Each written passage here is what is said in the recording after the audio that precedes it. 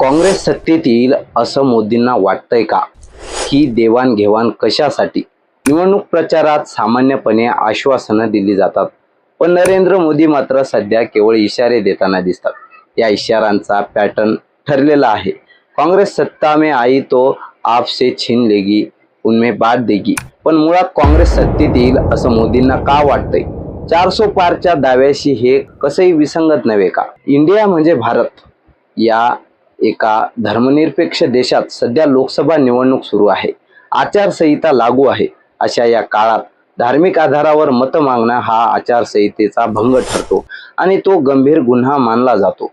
हा गुन्हा करणाऱ्यांना शिक्षा ठोठावली जाऊ शकते. त्यांना स्वतःची उमेदवारीही गमवावी लागू शकते. तर नरेंद्र मोदी सलग 10 वर्ष शीर्षस्थानी आहेत. चाय पे चर्चा, मन की बात, परीक्षा पे चर्चा, सर्व स्तरावरील निवडणुकींच्या प्रचार सभा, परदेशात